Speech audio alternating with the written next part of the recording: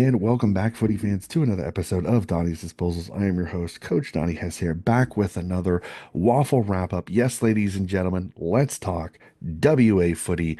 And joining me, my co host for this particular season, cannot wait to chat with him. This is a man that knows so much about waffle footy, one of the voices of waffle footy, and the host of Around the Waffle podcast, one of my favorite waffle podcasts to listen to, Mr. Paul Persick. Paul, it is great to see you, sir.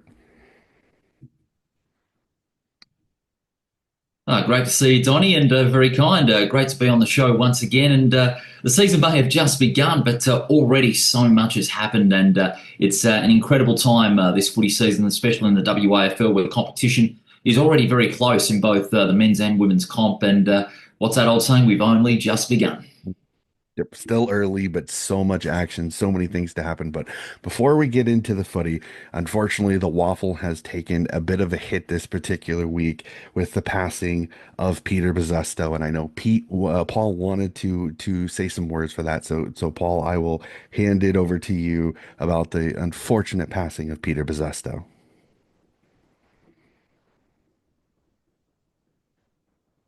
Yeah, the Buzz, as he was affectionately known in WA football circles, he provided a sense of electricity on the football field that not many can match. Since now, I wasn't, old enough to, watch Peter Bozzasto in person, in the flesh back in the day when the WAFL was, a totally different game before the Eagles and the Dockers came in. But watching like all the highlights of his career on YouTube, you get a sense of how spectacular he was as a key forward, as a full forward for the Perth Football Club, and then at Carlton, where he took his great skills over to Victoria, and then again where he finished his career at Perth, played in two premierships, and the standout effort, unbelievably, from Peter Bozzusto comes in a losing grand final side. We go back to 1978 when Perth took on East Perth in the driving rain at Subiaco Oval, the most torrential rain that Waffle fans have ever seen. He kicked 7 goals in a losing team, and he was born to be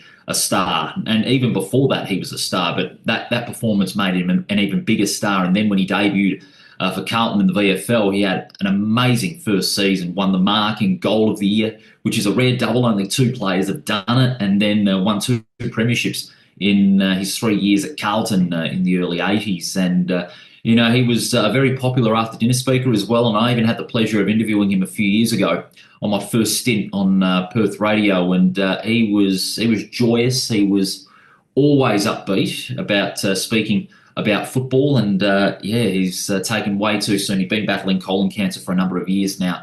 And he was sadly taken from us on Monday morning at the age of 67. But his memory and his exploits on the football field will live on forever. And I can imagine up there he's going to be playing another game of footy, generating the buzz up there with his fellow legends in guys like Keith Slater and John Todd, who both recently left us as well, all Waffle legends. So he's going to be missed, no doubt about that. R.I.P. the Buzz. Yeah, Vale Peter Bezzusto again, absolutely. So again, as much as sad as we are, the footy will go on, and in his memory, it will always be fantastic. So let's jump into it, sir. We've basically been through a little over a month. It's been fascinating keeping an eye on it as I was discussing with you, as I was discussing off mic with Paul. Unfortunately, the new seven deal has caused a few issues for me personally, but I'm working on it. So I may not know as much about some of the men's games because unfortunately I don't have access. Working on that, but I'm still keeping track of it, keeping an eye on the stats. And again, Around the Waffle, the podcast that Paul is on, is a great tool for me to be able to hear how things have gone. The discussion is always fantastic. So a little bit of a plug there for your podcast there, Paul. But let's jump right into it. Thoughts on both the men's and the women's first month of play. We are basically 6 rounds through the women and 5 rounds through the men. Fantastic footy. Some teams taking a step in walking through the first part undefeated. Some teams struggling, but some fantastic footy being played in both comps. Oh, absolutely, Donny. It's been a great start to the season. In the women's comp, we're seeing some terrific football. We've seen, Perth make its debut in the women's competition with its main team and is starting to get better. They're becoming more competitive week by week. We saw some close games over the last weekend as well. The emergence of Subiaco as a prime force again. They struggled in the last couple of years, but they've got some great players: McLaughlin, Popovsky, Dana Hooker, of course, a Hmm. former West Coast Eagles AFLW star. She's been a real driving force at Subiaco, and of course, Claremont, reigning premiers. They're going to be right up there. Swan Districts. They've played some very good football in the first few weeks. Isabella Edgley, one of the key backs for Swan Districts, she really has taken to her role as a key shutdown defender tenfold. And, West Perth and East Fremantle, two of last year's finalists, are in a bit of a lull at the moment. East Fremantle, although they got the win against East Perth last weekend in round five, they've been a little bit up and down, obviously with the loss of a couple of great players, Zippy Fish being the biggest loss of the East Fremantle playing stocks. It's hard to get a gauge on where they are at the moment. West Perth as well. They lost Kat Bennett, one of the West Perth co-captains. I saw her down at Steel Blue Oval. She was watching a West Perth play Swan Districts, and she was chatting about her recovery. Hopefully, she'll be there for the finals if West Perth make it. So, got fingers crossed for Kat Bennett and the West Perth Football Club.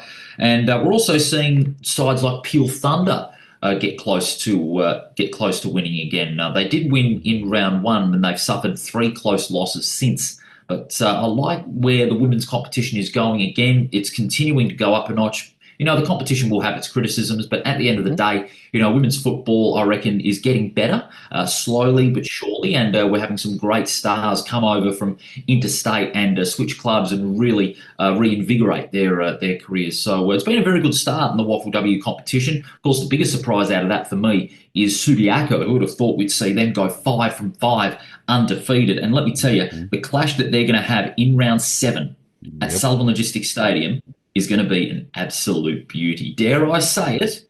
It might be a little bit of biff and barge between the two teams. Western Suburb showdown here in the West. Often no love lost between Subiaco and Claremont. And by gee, that round seven clash, if they both remain unbeaten, 6 from 6 and then 5 from 5, respectively, for Hmm. Subiaco and Claremont, it is going to be off the chain, let me tell you. Yep, that is going to be one I will definitely sit down with the popcorn for sure. And then in the men's competition, have to say I'm smiling that the Perth Footy Club is sitting second on the ladder. Gotta say, impressive to see the D's up there, up and about in the five currently. I know it's early, but awesome to see the Perth Footy Club there.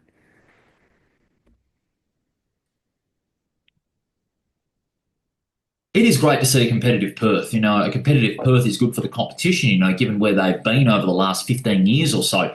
Only having made the finals in 2020 and, of course, in 1997 when they made the preliminary finals. So a competitive Perth, really gives the competition a bit of a boost. President Adrian Barrich, who's a prominent media personality on Seven as well, has done a terrific job as president, and has gotten the big checkbook out, bringing some great recruits into state over to Perth just to add a little bit of depth to their side. Brendan Parfitt, a premiership player at Geelong, has come over and has had a great season playing a little bit of defence and in midfield. Aaron Clark up forward kicked two straight bags of 7 goals. He is on fire inside that forward 50. And last weekend they made a huge statement in defeating East Perth at home by 31 points. And the vibe around the club is vastly improved compared to the last few years under Peter German. No disrespect to Germo. I mean, he's a great coach, has got experience. But when Mark Stone came in for his first full season, he was caretaker coach for the last 4 or 5 games of last season. But since Mark Stone has started his first full season as coach, it's really breathed new life into the playing group. It's freshened up the vibe amongst the playing group at the Perth Football Club, and they've really followed his message. They have really galvanised into a great combination. I know it's early in the season, but they've exceeded my early expectations. I was thinking that they were going to finish around sixth. Sixth would be a suitable pass mark given what they've got, but the fact that they're lying in second place after 4 games, let's just get that clear again for the people at the back. Second place on the ladder after 4 games is an incredible start. But along with Perth, you see the likes of East Perth, East Fremantle, they're right up there as well. They've started well. So too Claremont, they're starting to get back on track after the draw in round one, where they nearly let the game slip despite being 28 points down at three-quarter time. And South Fremantle, under Craig White, goodness gracious me, they're unbeaten after 4 rounds. Many expected that they were going to be around fourth or fifth, but they're on top of the ladder and they've got tremendous depth everywhere around the ground. They've got a great brand of football going. They took West Perth to the cleaners on the Thursday night in the last round in Joondalup, and they have beaten some high quality opponents, Swan Districts, reigning premiers, Pure Thunder, and they also finished off Perth in the last quarter in the opening match. And Craig White has really got them going. He can flat out coach, Craig White. I mean, he's coming off some good stints in underage programs as well in football. He's South Fremantle through and through, won 2 premierships as a player, and I reckon South Fremantle are happy that they've got a coach who is red and white, South Fremantle through and through, and it's paid early dividends at the moment. And reigning premiers Pure Thunder, they have been the biggest surprise for me, along with Swan Districts. Pure Thunder, me for one, even though they just escaped getting their first win of the season against Swan Districts, they, to me, along with the Swans, have been the biggest disappointments. I mean, 1 win, 2 losses, and a tie. Keep in mind with that draw in round one, I expected them to be better in the first 4 weeks, but unfortunately they're not. And with the run of injuries that they have had, they've got Ben Hancock, their captain, out for the year with an ACL. He won't play again. Corey Tregenza, he's going to be out for a long time with a knee injury. Tyler Nesbitt out with an ankle. Scotty Toyer out with a knee. While that quality goes out of the side, the one thing that can negate Peel's disappointing start is the quality that they bring in with the Dockers alignment. Neil Erasmus played a terrific game, so did James Aish, both Dockers listed players. Swan Districts, meanwhile, they can't catch a trick. They Mm-hmm. cannot catch a trick at the moment. 0-4 after the preliminary final run they had last year. And I won't say that the pressure's on Andrew Prune right away, but it's slowly creeping up on him because, Prune's a great coach. He really got the best out of his group last year, but they just can't really get it going at the moment. They've lost some good players, Nick Rokar especially, who's playing for South Australia with South Australian club Norwood. South Australia always taking our best players, but we'll get them back in the state game. Don't you worry about that. As Swan Districts, they just really haven't got that same synergy that's got them going to the preliminary final last year. So it is a bit unfortunate, but it's still early. Swans can bounce back, but that to me are some of the big standouts, both positive and negative, as far as the men's competition is concerned. But as I said before, still got a long way to go. I know, friend of the podcast and original co-host Rick Gauchi was giving me a little bit of stuff at the start of the year because I feel like I mozzed him a little bit because of our tips at the start of the season. So it'll definitely be fun. No, I'm definitely keeping it, like I said, crossing my fingers that Swan Districts gets it figured out and find it interesting that two of my state league ones have a lot of bit of fun because you were saying SA is taking the WA talent, and last time I talked when it came to the Victorian versus South Australian game, the state game that they just had, is that there was like 8 South Australians on the Victorian side. So it's kind of funny that everybody's moving east. So just having a little bit of fun with it. I absolutely love it. Cannot wait. Let's go Yeah. through it. Let's go through. We'll go to the women's competition, go through the first month of play. Again, some fantastic footy. I know there's some detractors. I know people will look at the scores, but honestly, it is fantastic seeing the growth of women's footy in all of the states, watching the VFL, watching the Sandful, and especially watching the WAFL because there are some incredible talents that are playing in this. Cannot wait. So let's go back. We will jump to round one, go through it. Claremont got the first bye. So the team that everybody loves, the footy factory that is Claremont, takes a seat. To start off, Swan Districts knock off East Perth 48-18. Peel Thunder start off strong with a 56-6 win over the first gamers Perth Demons. South Fremantle edge out East Fremantle in the Fremantle Derby. We will definitely talk about that. A cracking game of footy. And then Subiaco starts off strong with a 30-point win over West Perth. 52-22. But I mean, we got to talk about it. The Frio Derby has to be right where we go in is that East Fremantle starts off the season with a loss. South Fremantle with an impressive 3-point win over the Sharks. And that was in the last seconds of the game. Zoe Huggett kicking her third goal right at the death. 11 seconds to go. You can't ask for a more better conclusion to the People's Derby than that. It is simply incredible. It was drama, it was tension. And keep in mind, they were going into that last quarter a couple of goals down. Then East Fremantle were able to get to a goal on the board as well in the last quarter. And then they found themselves 4 goals down.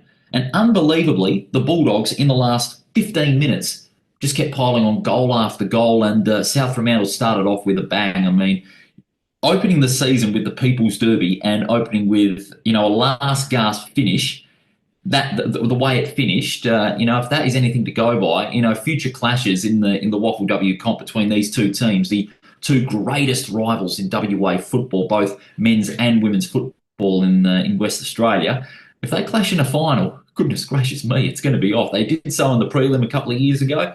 Wait till this year if they happen to clash again. Yeah, that'll be a cracking. That was a cracking game of footy. But I remember seeing the results and then going through and watching some of the games. Just like an impressive performance by Subiaco again. A five goal win there, absolutely incredible for them.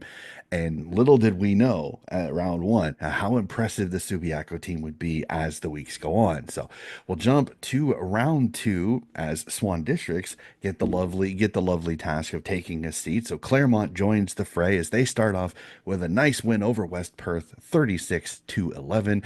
East Fremantle bounce back from the devastating loss to their rivals to beat Peel Thunder, 39-26.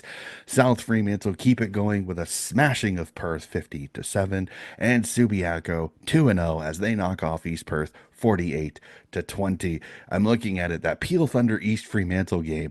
Have to say, game of the round, a 7 point win there, but seeing Claremont come back and just, I mean, Claremont is what Claremont is.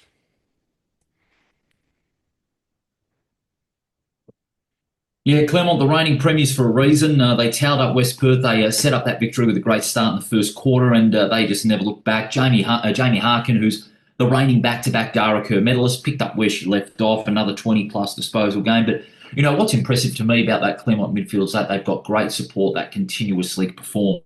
Harkin, Goranova, Kate Orme, you name it, they are all stars for Claremont. They just continue to get it done. That's what stood out to me for the Tigers in that second round on the Friday night. And then, East Fremantle just kicking away in the last quarter. Peel Thunder, they're just inching closer to more wins. They just ran out of gas in that second quarter. And, the Subiaco side, getting up to 2-0, their star qualities. Crystal Petrevsky also, superstar of the game at the moment, getting another 28 disposals. But, to me, Claremont Subiaco starting to emerge as prime contenders after the first two rounds. Definitely, for sure. We'll jump to round three as East Perth get the lovely ability to have the bye round, and West Perth bounces back with a smashing of Perth, 73-14. Subiaco keep it going, 3-0 as they knock off of Swan Districts, 37-13. South Fremantle get tested by Peel Thunder, but hold on for the win, 38-23. And Claremont beat their rivals in East Fremantle in a rematch of the grand final by 11, 48-37. The grand final rematch was everything that it was expected. Hard, tough football, plenty of action over there at Revo Fitness Stadium in different conditions compared to the decider in July of last year at a muddy Joondalup. Thank golly we didn't get as much mud at Revo Fitness Stadium as we did at Joondalup in the decider last year. But Claremont, what's got to be remembered is that Claremont were held goalless in the third quarter, and East Fremantle kicked three to hit the lead at three-quarter time. And then East Fremantle, it was their turn to be held scoreless, but in the last quarter, Claremont are a very strong finishing team. The Tigers, they're the strongest team in last quarters in the WAFLW competition. And as I said before, it was the stars that stood up. And to me, the likes of Gilby, Valentini, and also Sarah Viney also played great roles on the ball for the Tigers. So, getting the better of East Fremantle, who, I still felt at the time are still up there for the season despite the loss. But, after the loss of Zippy Fish, who is at the Sydney Swans in the AFLW, that last vital piece of the puzzle is still missing from East Fremantle, and I'm not sure if they haven't found it yet. Yeah, it'll definitely be interesting to keep an eye on that one. So we'll move to round four, and just real quickly before we go, I don't know if you see it. Did you see the goal that Zippy Fish kicked for Swans in one of their pre-matches from the center square? Did you get a chance to see that? I did see that, and let me tell you something. She is going to be a star at the Sydney Swans. Let me tell you, I Oh, mean, she's got star abilities from the WAFL W. She's Yeah. brought that along from East Fremantle over to the Sydney Swans. And for any AFLW fans in Sydney, Australia, that want to keep an eye on Zippy Fish, I suggest you do. She is going to be the star. Mark my words. I will tell you this draft night when her name was called for the Sydney Swans. I remember putting out a tweet and telling most of my AFLW friends, I said, this is a steal for the Swans. I said the Swans have probably gotten the number two player in the entire draft. I said she is a Monconti clone to a T.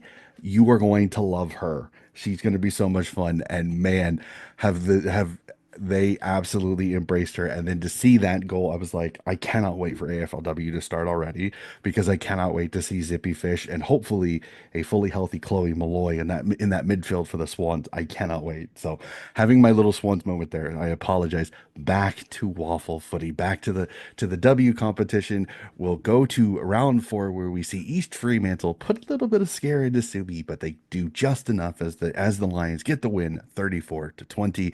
Claremont with a nice win over South Fremantle 47-25. Peel Thunder get edged out by Swan Districts. The Black Ducks with a 7-point win 37-30. And East Perth keep Perth from their first ever win with a nice 42-33 win. And West Perth got to kick their feet up on the couch. So a fun round of footy, a couple of crackers to start off with. Again, a 14-point win. And I'm looking at it going, Subi, if they kick straight, this game could have got away. But thankfully for East Fremantle, Subi was just a little bit off today.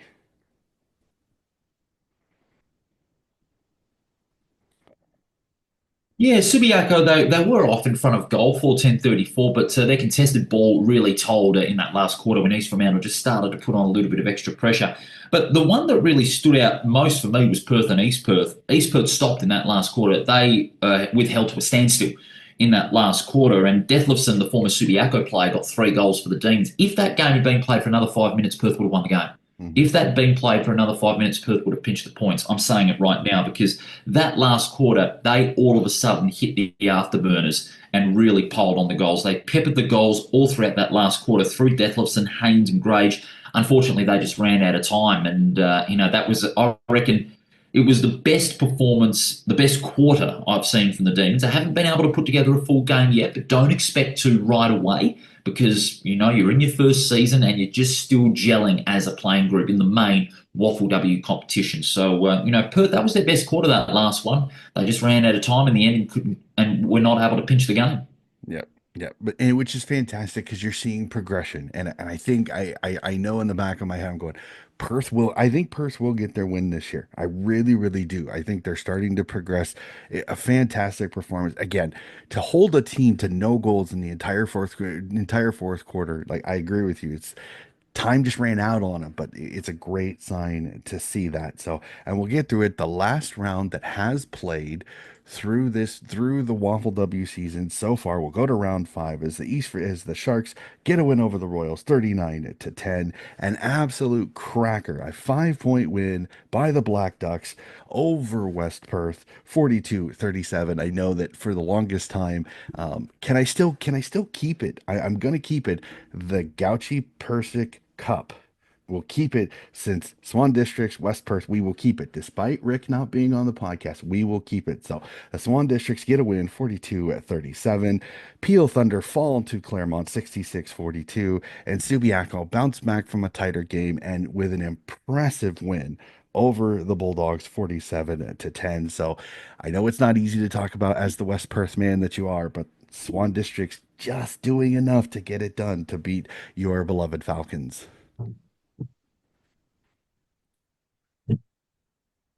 Yeah, they certainly did, and good start in the first quarter. Swan District's on ballers were really terrific at the start. Third quarter, to me, really told where the game was going to go in Swan District's favour. They kicked 2 goals to only 2 behinds it.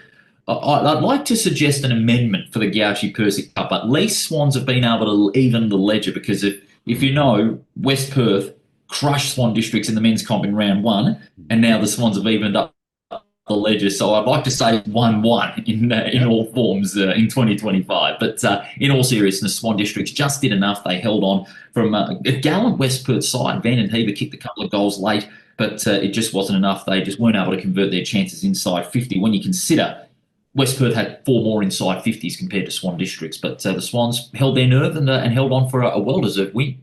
Yeah, it was one of those. This was a cracking game of footy. It was fantastic to keep an eye on. And again, but I gotta say it though. I did not expect the Subiaco smashing of South Fremantle. Again, South Fremantle's been a really solid side. So Subiaco smashing them by 37 was a little bit of a shocker to me. It shows how good the Lions have been this year.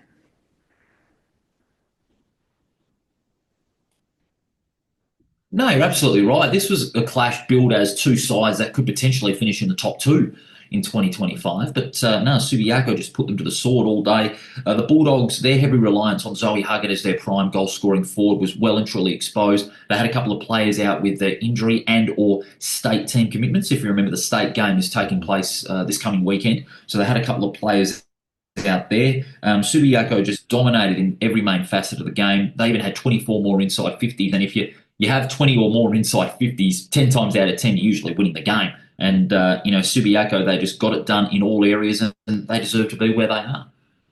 Definitely for sure. So that is all five of the rounds for the women's competition. We will jump to the men's, and I know this will bring a little bit of a smile to his face as we go back to round one.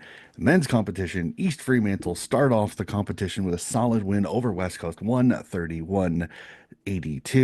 Subiaco fall to East Perth in a score of 80-65. The game that he's already previewed already as West Perth smashed Swan Districts 103-55. So ledger even in the Gauchi Parasite Cup. Claremont and Peel Thunder played to a scintillating 79-79 draw, and South Fremantle get the win to start the season over Perth 82-69. I mean, I know some people say it's anticlimactic, but I gotta say, I love a draw. And to have a draw, round one, Claremont versus Peel, that was fantastic. So just your thoughts on this round one. And again, like I said, getting a draw right off the bat throws the ladder into a little bit of disarray before it's really even got started. Yeah, absolutely. This was the game I did on Seven Plus. First game on Seven Plus, and you get a draw. I went home after the game thinking, what the heck just happened? Was that a draw in round one? And it was a draw that Claremont maybe were a bit unlucky to have, and Peel Thunder were unlucky to have in both ways. As I reviewed on Around the Waffle, Peel were lucky to get the 2 points because they pretty much stalled in the last quarter. They fell apart after being 28 points up at three-quarter time. And then Claremont, some would say, would be lucky to get the 2 points because they kicked horribly in front of goal. If they kicked straighter and were able to convert on at least one or two more opportunities, they would have won the game. So, in both sides of the fence, you can, say both sides were lucky to get the 2 points. But Tregenza got three for Peel Thunder. Reedy tore it up in the ruck again. And Jai Bolton, an outstanding performance in midfield with plenty of the football. He was the architect with Clermont's revival in that last quarter, dominating the clearances. East Fremantle, big sentimental day for them against the West Coast Eagles. Their return to East Fremantle Oval for the first time since the 22 preliminary final, and it was a great crowd there. They really enjoyed the atmosphere. New look East Fremantle Oval, the Good Grocer Park as it's known now here in WA. It looked great. The ground was terrific, and East Fremantle was sensational, and their forward options were terrific. West Coast, having said that, were competitive, and for at least three quarters, they really took it to East Fremantle.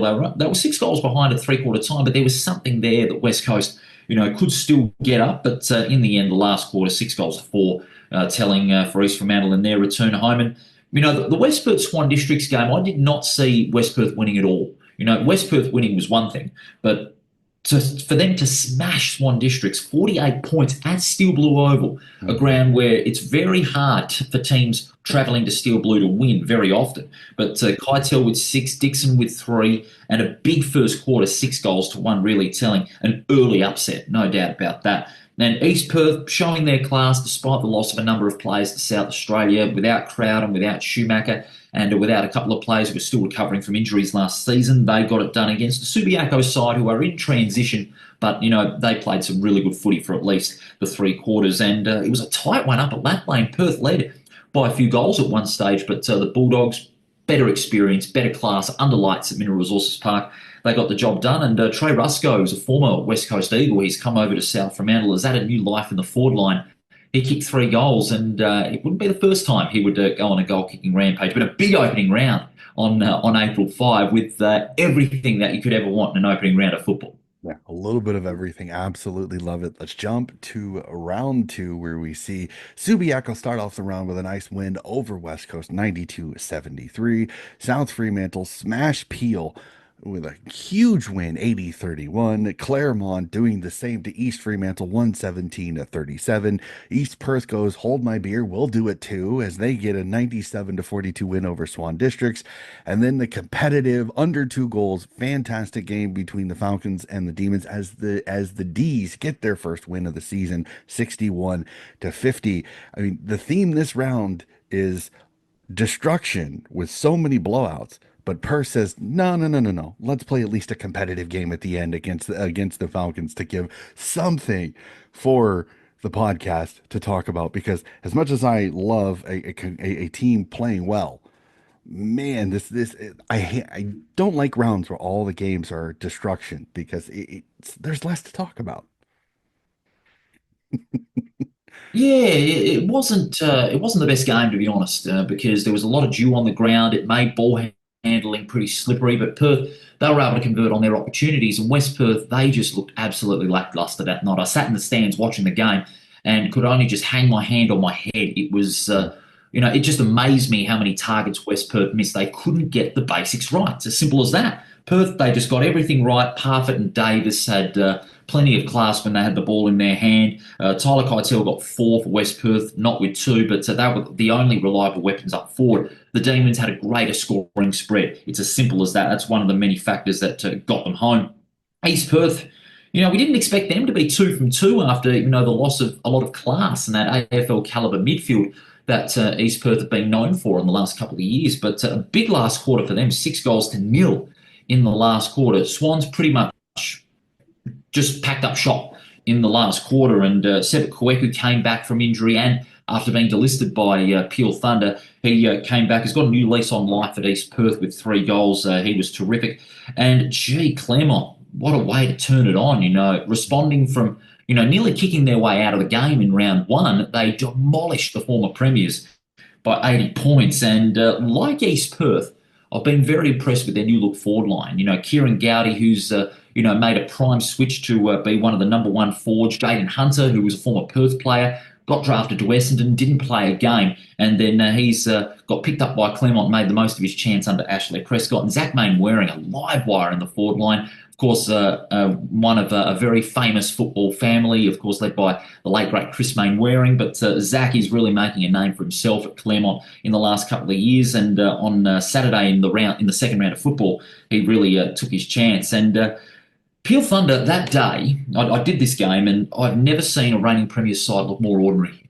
Only held to 4 goals in the day, and they just honestly didn't show up. They did not show up in that second round, despite the quality of players that they had. Quinton Narkle was the only standout for me for Peel, 31 disposals, and before long it would lead to an AFL call-up as recently as this past Friday at the time of this recording for the Fremantle Dockers. He played a quarter against Adelaide and really showed that he's got a lot of potential. But on the South Fremantle side of things, their experienced on-ballers really were a key. Bletchenden, Florenka, Jermaine Jones, who was also a former Eagle and a former Collingwood player as well. Matty Parker, also showing why he's one of the most spectacular players in the WAFL. And Trey Rusco again, 4 goals to take it to 7 in 2 games. He is on a rampage. And West Coast against Subiaco, West Coast, if they had kicked a little bit more accurately, the result maybe would have been different.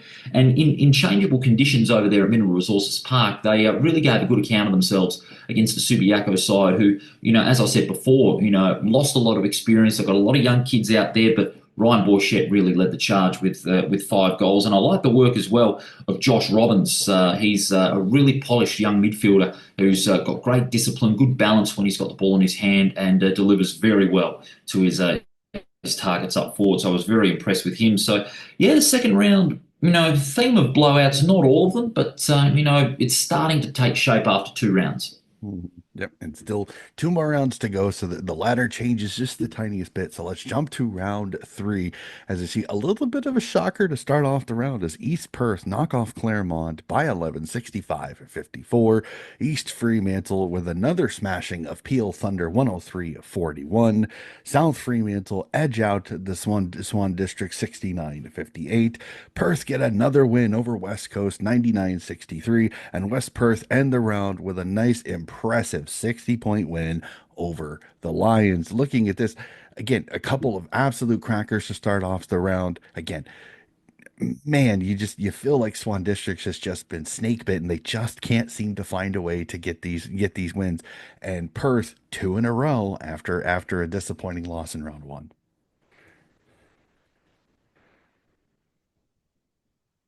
Yeah, Perth looking the goods at the moment. But of course, that round on the Friday night, that was the first game for Sullivan Logistics Stadium, as it's known now, or Leadville Oval for those that don't name it via the sponsors. That was the first game under the new lights. They christened their new lights fittingly on Good Friday, let you believe. On the 18th day, they said, let there be Be leadable light. light. And it was a cracking game, too. Claremont controlled three quarters of the game, led by the likes of Bolton, Smallwood, Waterman. They were all sensational. But East Perth just found another gear in that last quarter. Balls, Graham, and Schofield amongst the goals. Hamish Brayshaw was incredible in that last quarter, dominating the centre clearances for the Royals and providing supply to his forwards.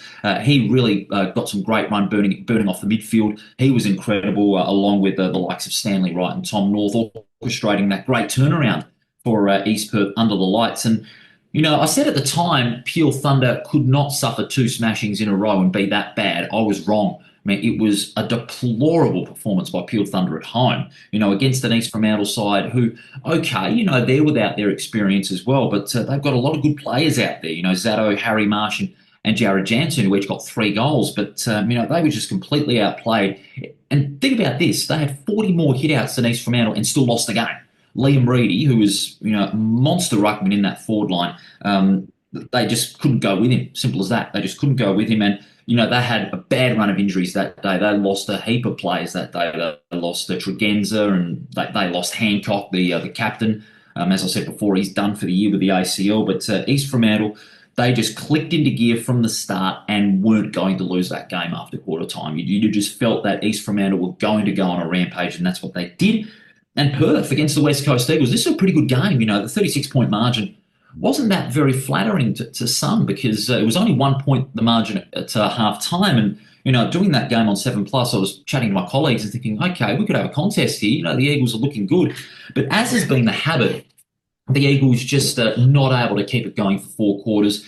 Perth on fire, Constable with plenty of the football, Brennan Parfitt just picking up where he left off at Geelong, where he won the premiership a couple of years ago. Schlensog in the back line, a little bit in midfield, good running player for a player of his height.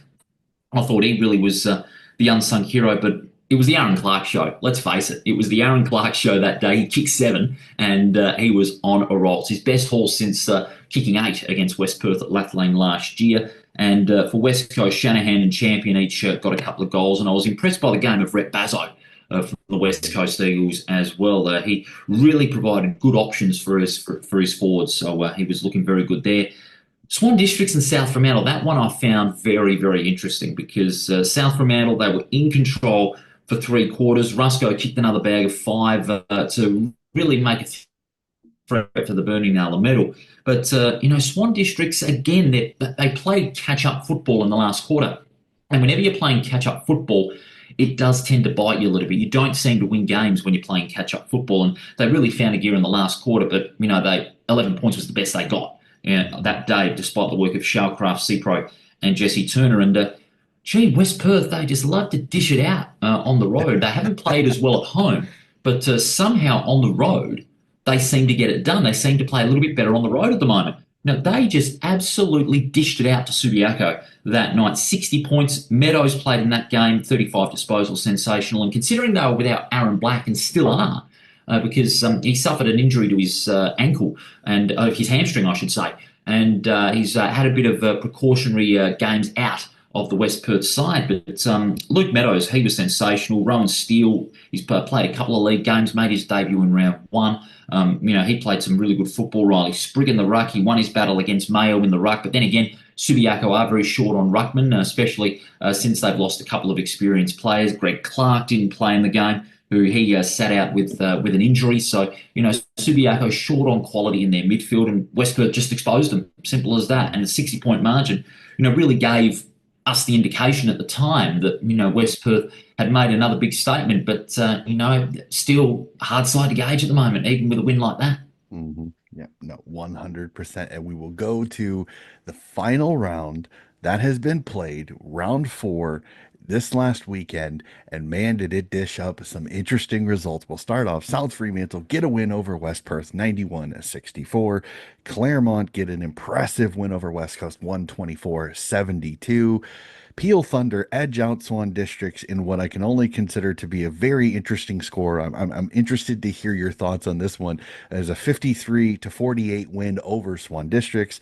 East Fremantle get a nice, impressive 5-goal win, 100-70 over Subiaco, and Perth keeping it rolling with a third straight win after round one loss, beating East Perth 93-62. But let's go back to it, sir.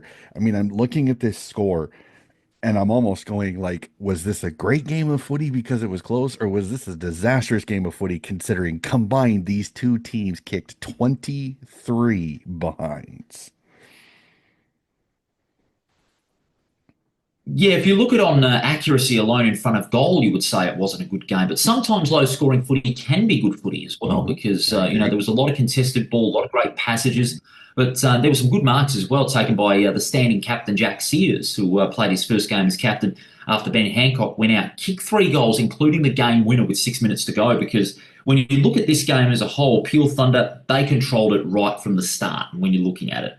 4 goals to 2 in the first quarter, and then they led by some 20 by some couple of goals at half time, and then 20 at the last change. And we were thinking Peel Thunder were going to go on with it. Swan District's usually a catch-up side, and they don't seem to get it done. But all of a sudden, Peel Thunder, after half time, they had not scored a goal. They'd only scored 2 behinds. And then in the last quarter, before the 18-minute mark, Peel still hadn't scored a goal when Swan Districts had kicked 3 and continued to pepper the goals, but were inaccurate. And, some would say that their inaccurate, pardon me, their inaccuracy proved costly. Some would be right in that case. 6 goals, 12 isn't going to win you games of football very, very often unless you hold up the ball as much as you can, you get those repeat stoppages and put the opposition under pressure. But Jack Sears was able to gather, make the most of a turnover from an errant kick inboard by Jarvis Pina on half forward for Peel Thunder, and then he just weaved his way around through the traffic, launched one from 48, and I'm not going to lie to you, I did sort of go a little bit crazy on the call. I was banging my fist on the desk because that was a goal seemingly out of nowhere because Peel had stopped. Again, it was becoming a very detrimental habit for Peel to have a lead and then take their foot off the gas. But Jack Sears led by example when he needed to with his third goal. And considering the amount of outs Peel had with injury, it was an against the odds victory. And some would say it's a bit of an upset considering what Peel Thunder had dealt with as far as injuries is concerned. But Peel Thunder needed that win. It was desperately needed for them to get their premiership defence back on track. And by gee, Swans, they were left in tears after that victory, after that loss to Peel Thunder at Steel Blue Oval, because that was a game some say they easily could have won. Yeah, that's an absolutely gutting one on that one because again, some people would say if you just look at the score, just look at the score value. I mean, again, Peel Thunder really they kick 1 goal after quarter after halftime. That's it. 1 goal. So man, Swans has got to be kicking themselves again. Just two straight kicks would have won them that game. So, unfortunately, it's the way that happens. So that is it. That is all 4 rounds of the men, 5 rounds of the women. Some incredible footy that we were privy to out in Western Australia. So we go to our burning questions section, and I'm looking forward to hearing some of your answers on this because. Subiaco and Claremont are the only two unbeaten teams. As we said, 6-0 for Subiaco and Claremont 5-0 so far. Can they both stay unbeaten so they set up this incredible round 7 clash?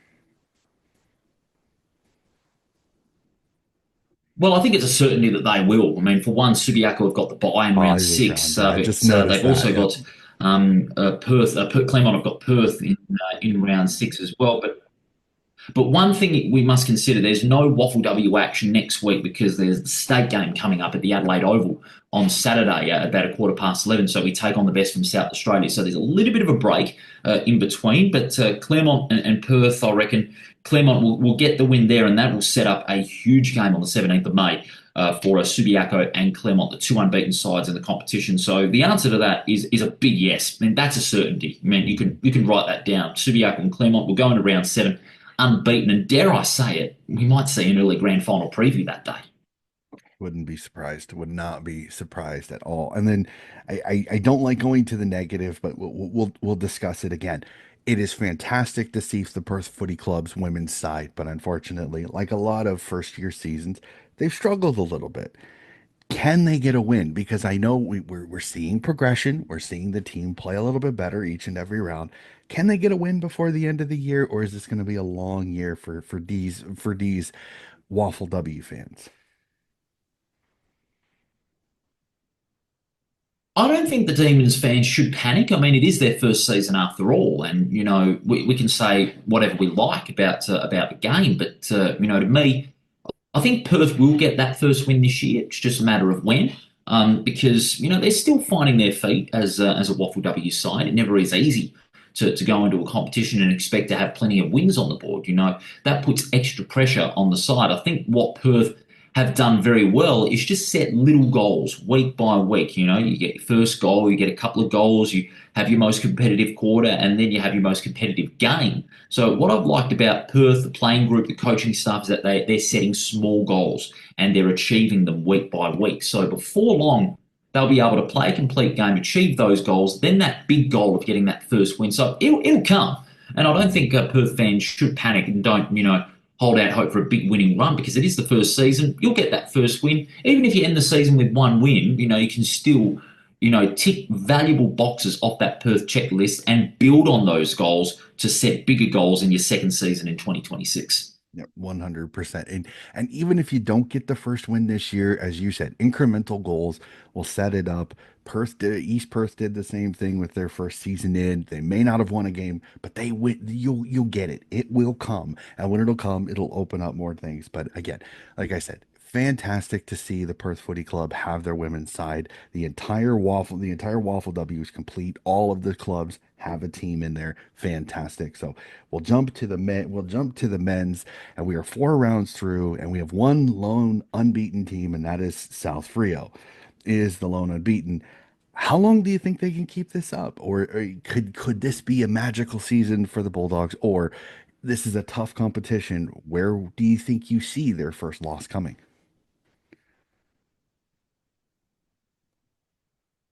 I honestly don't know when that first loss is going to come. I mean, when you look at their next month, they've got the West Coast Eagles on Saturday. I reckon that one you don't mark as a certainty for a win because the Eagles have been competitive, but I reckon you'd still mark that down as a win. Claremont, you never know. They've played some great games in recent years. At home, Revo Fitness Stadium, always tough. And then they've got Subiaco on the 24th of May, and then you've got the People's Derby coming up at Fremantle Oval on the WA Day Monday. So that Mhm. next month, to me, is going to define where the club is truly at the moment. I'm not saying whether they'll remain unbeaten or not.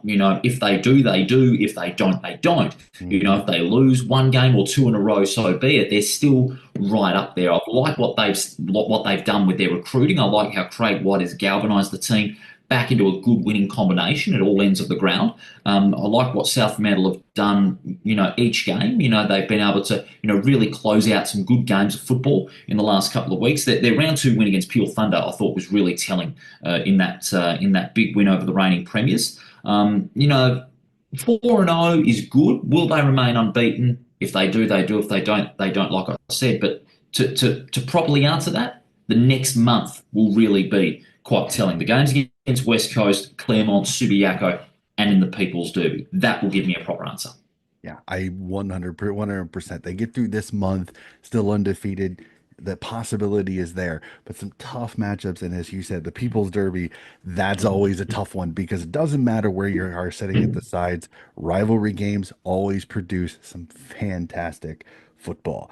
And then we'll go to what I would consider, and I'm not sure how people in WA are seeing it. I consider a great story, and that is the Perth Demons are sitting in second place, as I said earlier.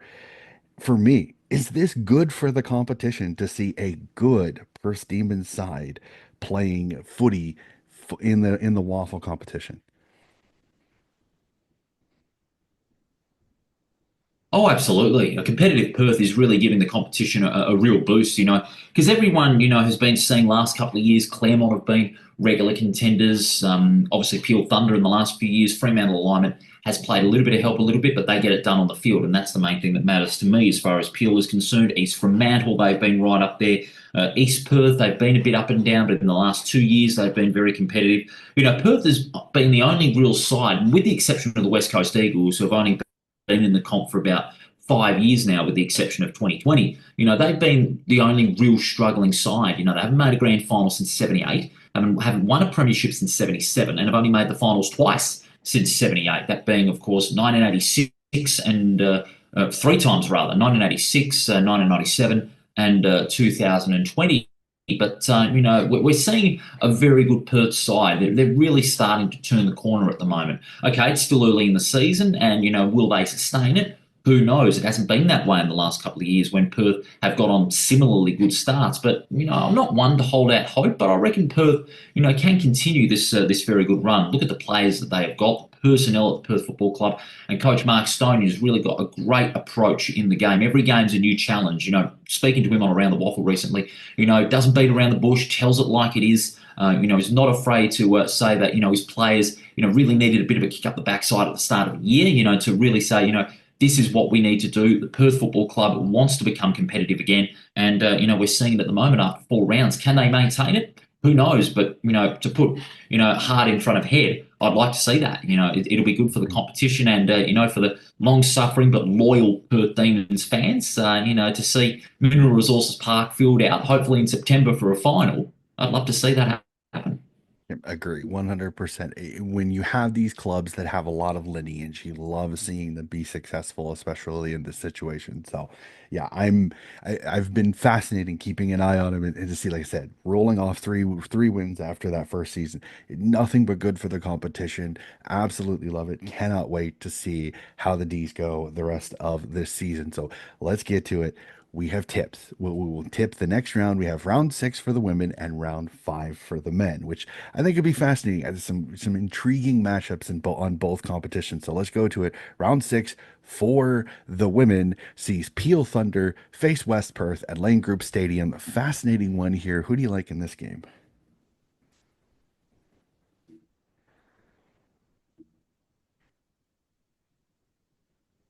Well, I'm going to say West Perth, but not with a lot of confidence Mm, because, they're a hard side to get a gauge on at the moment, considering the quality of personnel that they lost before the season and the results that they've been putting in. So, West Perth, not with a lot of confidence because Peel, they're slowly improving. So it'll be a close game, I'd hope. But for me, I think West Perth. I'm going to tip West Perth in this one, but again, I think both sides right now are still early in the season. They're still kind of feeling out what type of team they're going to have. Gonna go with the Falcons, but again, hopefully a cracking game here. An interesting one. South Fremantle hosting East Perth at Fremantle Community Bank Oval. In this one, I have South Fremantle, and this is one of those the South Fremantle. This is a chance to put up a percentage win and boost their already impressive resume.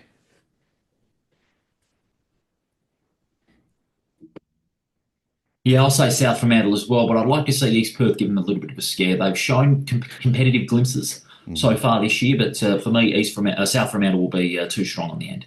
Yeah, oh, 100%. This one is tasty, and I cannot wait for this one. East Fremantle, Swan Districts at Good Grocer Park. This should be a classic one on this one. I'm interested. Who do you like? Tough game to pick this one, but It at is. home, East Fremantle could be a tough side to beat. Even though, having said that, they didn't get it done against Subiaco in their second game at home. They've, had a bit of a mixed bag at home so far. But I'm going to say East Fremantle. I'm going to throw a red herring. I'll say East Fremantle to get back into the four with a win over Swan Districts in a cracker over there at East Fremantle Oval. I'm gonna tip East Frio, but this is the one that I really lean towards the upset because Swan Districts on their day can be quite the tough out. And East Fremantle they're still kind of trying to find their way after some of the losses over this last season. So tipping the Sharks, but I think the Black Ducks are in this up to their ears. Cannot wait for this one. And unfortunately, last round, this could be a long day for the Demons as Claremont hosts the Perth Demons at Revo Fitness Stadium. Claremont and Claremont big, unfortunately.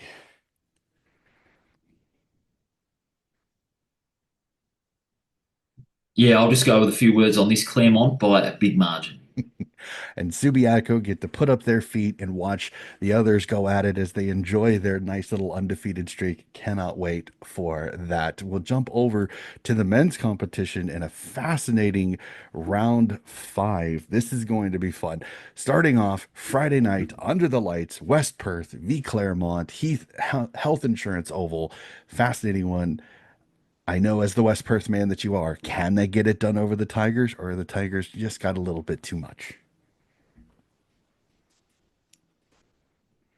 This is going to be a tough game, when you're looking at it. Friday night football, always a big occasion and always one that, players of both teams are going to really need to be prepared as they can. It's a different method of preparation for, a Friday night game compared to, the traditional 2:30 Saturday game. But, Claremont, they've got a lot of class. As I said, pre-season, retained most of their personnel. They haven't been affected by injuries and players going into state. So I like Claremont in this one, especially with their forwards. They've got more weapons up forward compared to West Perth, who have relied on so few. Claremont don't have to rely on too few players up forward. In contrast, West Perth have only got two real solid forward weapons, and if they don't fire, none of them has been able to step up. So based on the firepower up forward alone, Claremont for me will get it done by at least 6 goals on the Friday night. I'm with you. Claremont get it done, but again, sometimes who knows? It'd be fascinating. Like I said, hoping for a cracking Friday night game of footy. South Fremantle host West Coast or Fremantle Community Bank Oval. A fascinating one on this one. I'm gonna go the doggies on this one, but as you said, West Coast has been competitive. So can they put a scare into the Bulldogs? I'm interested on this one, but I'm gonna tip South. I'm gonna tip South on this one. So who do you like?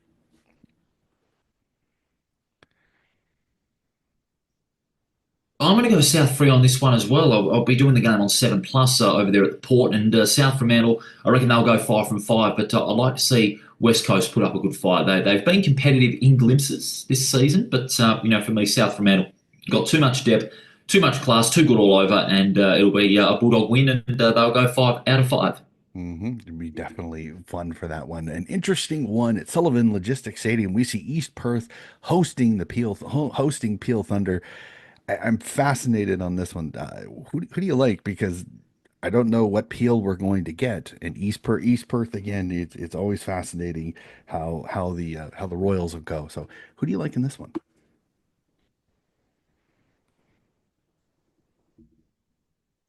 Little bit of driving motivation for East Perth because this is the grand final rematch. Their first meeting since that Sunday in September, where Peel got it done to win the premiership.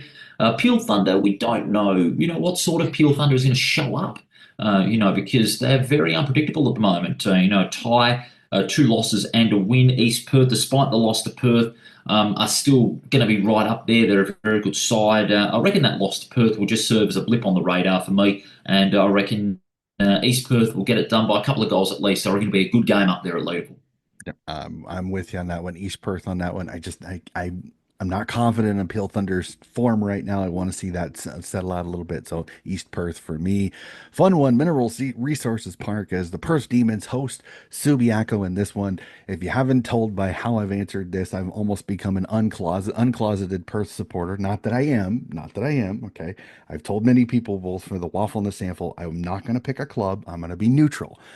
But I got to tip Perth in this one. I'm loving the story. It is fantastic. I think Perth get it done over the Lions. But again, never know. Subi, quite the interesting side sometimes. Who do you like in this one?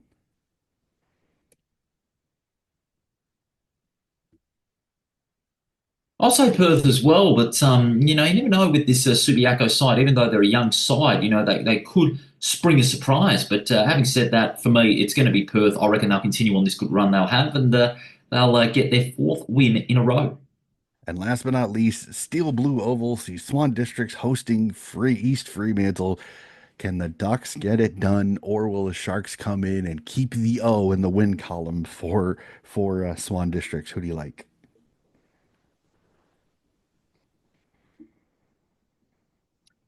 I'm sorry to be the bearer of bad news for Rick Gauchi, but the Swans will be 0-5 after Saturday. I'm saying East Fremantle, and their forwards again are going to fire. Cody Leggett, in particular, who kicked seven against Subiaco on the weekend. He is on a great run of form, and he's playing with confidence inside that 50. They get the ball down to him, and he fires. It'll go a long way for East Fremantle to get a win, and that'll bring the Swans to a 0-5. Sorry, Rick. I don't think they've recovered after the loss to West Perth. Unfortunately, I will go with you again. I love our old mate Rick. And like I said, hopefully he's doing well. I try to keep track with him, and I know he's disappointed not to be able to be on the podcast this year. But he says hopefully he should be back next year, bringing his black and white glasses with him as well. It's always fun to chat with him on that one. I'm going to tip East Fremantle on this, but again, hoping Swan Districts can get out of their funk and maybe not make us look like complete Muppets when it comes to our tips for the start of the year. It's tips at the year. So that is it, sir. That is all of the games for round five. That is all going through again. I am loving the waffle competition, both men's and women's. It's absolutely fantastic. The footy is great. But I will go to this as we end. Everything at Around the Waffle is going fantastic. I love the podcast. It is one of the ones I cannot wait to see um, uh, what your thoughts are for each round. It's been incredible. So, how are things are going with Around the Waffle? And again, wonderful content you were putting out for this wonderful competition.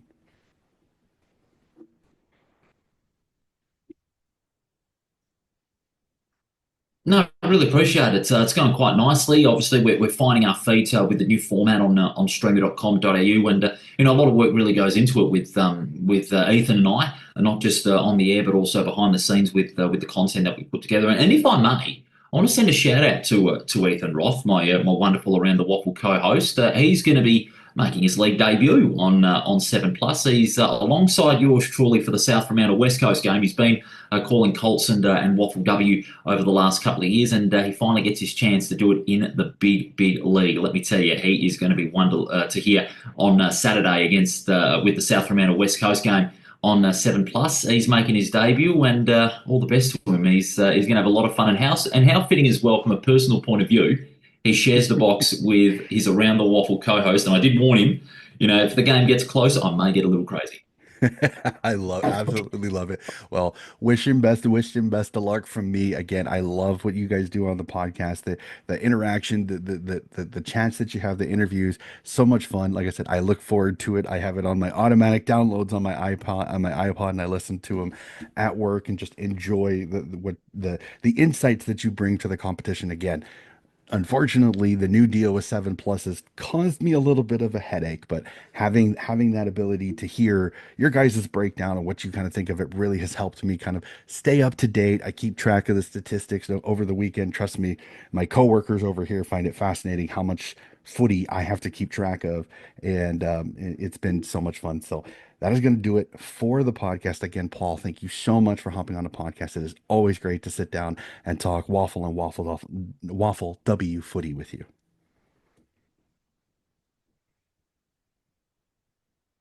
No, thanks, Donny. It's been great fun. Still a long way to go on the season, and we're well and truly on the season trail in the WAFL. It's been a lot of fun, and there's going to be more fun to be had over the next few months. I can't wait. Yes, cannot wait. Yeah, it's only going to get better. This competition is always one that, as it matures, it gets better and better. Age is like fine wine; it gets better. It gets better with age, each and every round. So, ladies and gentlemen, that is going to do it for this particular episode of Donnie's Disposals. Again, if you like what you were listening to when it comes to footy content, please like and subscribe, and we'll be back with more footy coverage very, very soon.